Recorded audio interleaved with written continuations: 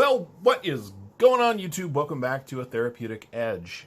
Today on the table in front of us, we have a relatively new knife in the world, and certainly a new knife to me. This is the Off Grid Knives Viper. Now, this knife has been reviewed by a couple of people out there. Apparently, Off Grid was sending these out for review. I didn't get mine that way. I saw them out in the world and thought it was kind of cool, so I ordered one. And it turns out they are, in fact, kind of cool. I have really enjoyed having this thing around. It is an interesting knife. Now, it is built around sort of a model of hard use. It is a liner lock with G10 steel liners, a K110 blade, which is sort of a super D2. It is hollow ground. It is Tanto. I kind of dig it. It is...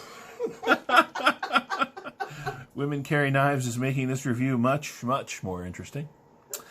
It is smaller than I thought it was going to be, which is kind of a bummer for me, but it is a very stout, well-made knife. Now, K110 is apparently D2 with a lot more corrosion and rust resistance, which is very, very nice, and it is a reasonably thick chunk of it. With this hollow grind, though, it comes to a very, very slicey edge. I dig this thing. Now, as you can see, unfortunately, it is a little small for me. But as a sort of toss-it-in-or-go bag knife, I think this will work really well for Women Carry Knives. Who's going to take it right off camera? I'm going to take this right off your hands. Yeah, that's what I was thinking. Yeah.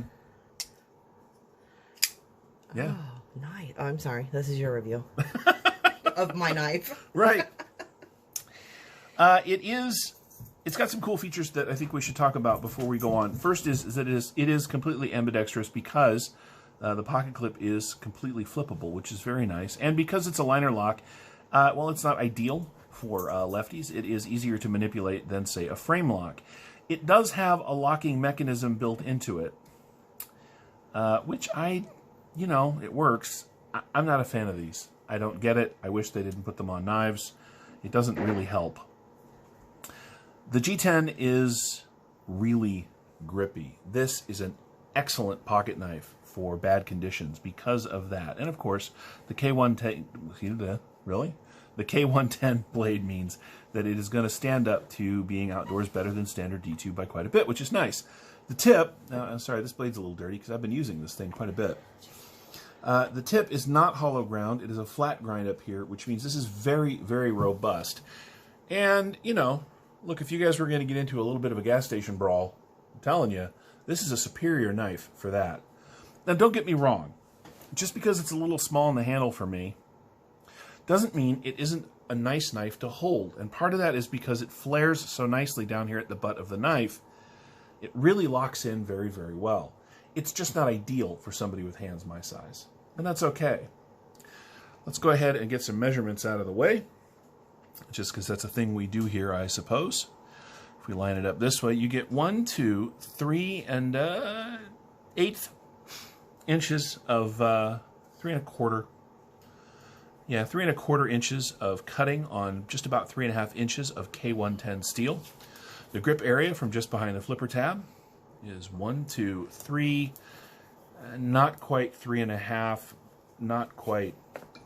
About 3 3/4 out to the very end. This line is what makes it difficult for me. But it is still a really nice knife. I'm actually bummed. I wish it was a little bigger or the handle was a little more rectangular so I didn't fight against this edge right here with my pinky. I'm not bummed. No, Women Carry Knives is not bummed. She's got herself a new knife. It is not super thin. We'll measure it out a little more accurately in a minute, but it's a little more than 1/2 inch through the middle here. Let's do some size comparisons just for fun. Here it is against the bug out. And as you can see, it's actually about the same size with a little bit more cutting and, a 1/16 of an inch longer in the handle. So it is not a big knife. And if we put it up against, here's a review that's coming soon. Here is the new Cold Steel Airlight. This is the drop point. There's a review for this coming soon. The Airlight is considerably bigger. And if we put it up against our old friend, the Rat Model 1, you will see that the Rat Model 1 is a lot bigger. Yep, this is a small knife. But you know what? That's not bad. It's not bad, and I really like it. I like this enough that I'm going to explore other off-grid knives. And that says all that it should about the quality of this knife, because if it was small and the quality wasn't great, I'd never get another one. But that's not the case, and I think that's cool. It's a little bit of a chunker. Let's go ahead and weigh it out.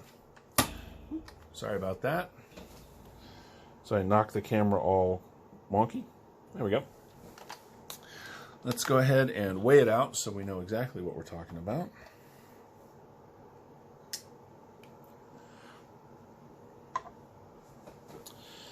It is 4.8 ounces, and that's a significant amount of weight for a knife this small. It is not milled, and it could be. So my hope is that going forward, they could do a little bit of weight reduction here. You know, just for the grins of it. I mean, let's face it, lightweight knives are definitely a thing right now. And this is not one.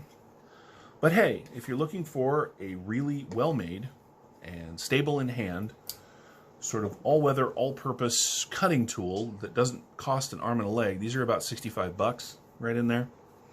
The off-grid Viper here is an excellent choice. Now, before we go any further, I do want to see exactly how much of that K110 you're getting. Let's take a look.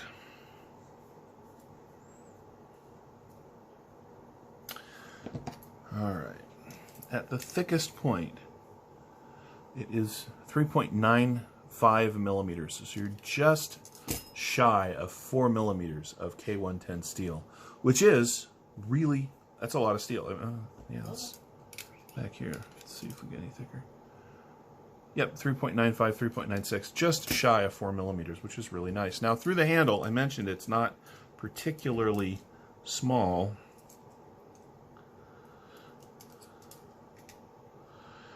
Yeah, we're over half an inch, 0.536 of an inch. So what do I think? Well, I think it's a surprisingly great little knife. You know, I'm not going to lie. When I popped it out of the box, I was disappointed because of its overall dimensions. I don't know, it's funny. You read the dimensions, you see the dimensions, but it's not until it comes out of the box that you realize the size of a knife. But this blade shape is tough. It's very cool. Now, I do want to point out there's this jimping along the side of the blade, but it's not really on the top of the blade, so there's no jimping here. This is very smooth. This is more of an aesthetic thing. You know, if somebody came to me and said, hey, I'm thinking about, you know, dropping the 60, 65, or 70 bucks or whatever it is to get one of these, the first thing I would say is, how big are your hands? If they say, you know, medium, you know, sort of regular medium-sized hands, I'd say go for it. If you like the way it looks and the knife appeals to you, get it. Because I have not seen anything yet in the time that I've had it that makes me feel like it's not worth the money. And that is excellent. It does come, I mentioned the clip is reversible, but let's take a look at what it is. It is really deep carry. It really is. So what, in the end, for your 65 or whatever it is dollars, you get a kind of tactical, we're not going to lie, but great knife, doesn't cost a lot of money, in a cool steel with good features, excellent fit and finish from a new company that is doing their best to produce knives that are at this level. And so far, everything I have seen shows me that they are doing a good job of just that. So that's it.